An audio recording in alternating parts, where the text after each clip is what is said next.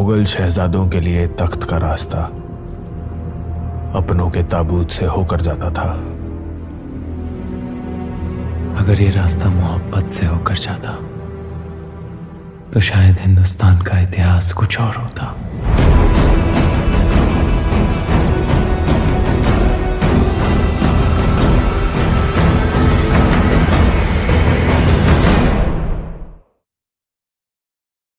क्यों छलका करीना कपूर खान का दर्द? बीते बुरे दिनों के किस्सों का क्यों हुआ डिजिटलीकरण?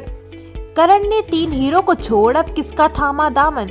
आज हम बात करने वाले हैं तख्त के डायरेक्टर करण जौहर की फिल्मी तैयारी और करीना कपूर खान की निजी जिंदगी के में आए तनावों के बारे में। हम सब जानते हैं कि करीना कपूर खान का नाम बॉलीवुड की टॉप हीरोइनों में आता है। उन्होंने कई बड़ी ब्लॉकबस्टर फिल्में दी हैं। साल 2000 रिफ्यूजी से अपने करियर की शुरुआत करने वाली करीना की जिंदगी में एक पल ऐसा भी आया था जब वो अपने करियर को लेकर बहुत निराश हो गई थी। उन्होंने एक फेसबुक पोस्ट के जरिए इस बात का खुलासा किया। ह्यूमंस ऑफ बॉम्बे के फेसबुक पेज पर लिखी एक पोस्ट के जरिए करीना ने बताया, शुरुआत बहुत अच्छी रही थी। मैंने कई शानदार फिल्में की, लेकिन एक वक्त ऐसा भी आया जब मैंने बिल्कुल भी काम नहीं किया। मुझे लगा जैसे मेरा करियर ही खत्म हो गया है। मुझसे कहा गया कि मैं अपने करियर में नई जॉन डालूं, साइज 0 अपनाऊं। मैं जानती थी कि हर किसी के लिए करियर में ऐसा दौर आता ही है, लेकिन ये बहुत ही बुरा होता है। लाखों नजरें आपको देख रही होती है। ये वक्त वो था जब मैं सैफ से नहीं मिली थी, लेकिन हाँ, जब मैंने साइज 0 फिर उसके साथ टशन मूवी करने को मिली, वो मेरी जिंदगी का एक नया स्टार्ट था। आगे करीना कहती हैं कि मुझे ऐसे लोगों से आशीर्वाद मिला है जिन्होंने मुझे इतना प्यार और समर्थन दिया है। इसीलिए जब मुझे लगा कि मैं गिर रही हूँ तो सैफ ने मुझे संभाल लिया। मैं उनसे पहले कई बार मिल चुकी थी, लेकिन जब हम टशन की फिल्म कर रहे थे तो सब कुछ बदल गया। मुझे सैफ से प्यार हो गया। ये बेहद चार्मिंग थे। मैं उनके लिए पागल हो गई थी।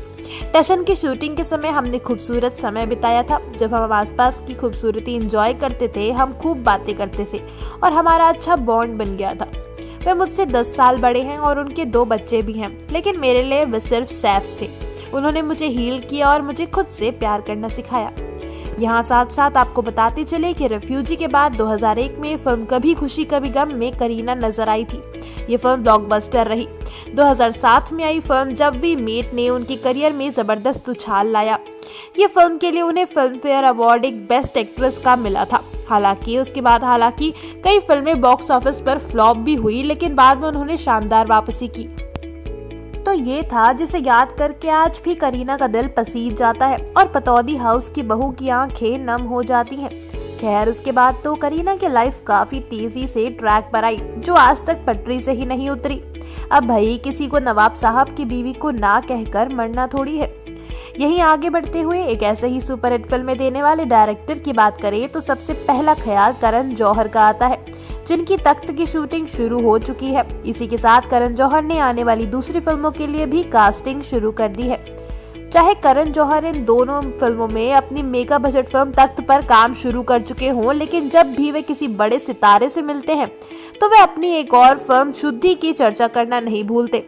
इस फिल्म के जिस नए लीड हीरो का नाम चर्चा में आया है वे हैं प्रभास। जी, वही प्रभास जिन्हें हम बाहुबली में देख चुके हैं, और क्या हमने कमाल देखा था। बाहुबली सीरीज से हिंदी सिनेमा में भी पहचान बना चुके प्रभास ने काफी अच्छी पकड़ बना ली है। इसके साथ ही शुद्धि पर करण जौहर तख्त से पहले से काम कर रहे हैं, यानी पिछले 3-4 साल से काम कर रहे हैं। लेकिन फिल्म का विषय इतना भारी है कि बड़े बड़े अभिनेता इसके आगे हथियार डाल चुके हैं। फिल्म की शुरुआत ऋतिक रोशन के नाम से हुई और फिर सलमान खान का नाम सामने आया। आखिर में वरुण धवन को भी इसमें एंट्री हुई और किसी की हिम्मत नहीं हुई करण जौहर की इस फिल्म की चुनौती स्वीकार करने की। जौहर की कंपनी के सूत्र बताते हैं कि करण जौहर की कंपनी की 2019 और 2020 में बनने वाली फिल्मों की योजनाओं में शुद्धि की योजना को भी शामिल किया गया था। लेकिन अब जब मामला कोरोना के चलते 2021 पर लटका हुआ है और लॉकडाउन के चलते करण को अपने हीरो भी मिल गया है, तो अब करण ने प्रभास के साथ शुद्धि के मामले को आगे बढ़ाया है। हाल ही में उनके साथ शो कर मुंबई आए प्रभास के साथ फिल्म शुरू करने की कोशिश करण जौहर काफी समय से कर रहे हैं। सूत्र बताते हैं कि प्रभास ने शुद्धि के प्रोजेक्ट को लेकर कुछ समय मांगा है। अब वो समय करण को और कितना इंतजार कराने वाला है, ये तो आने वाली तारीखें ही बताएंगी।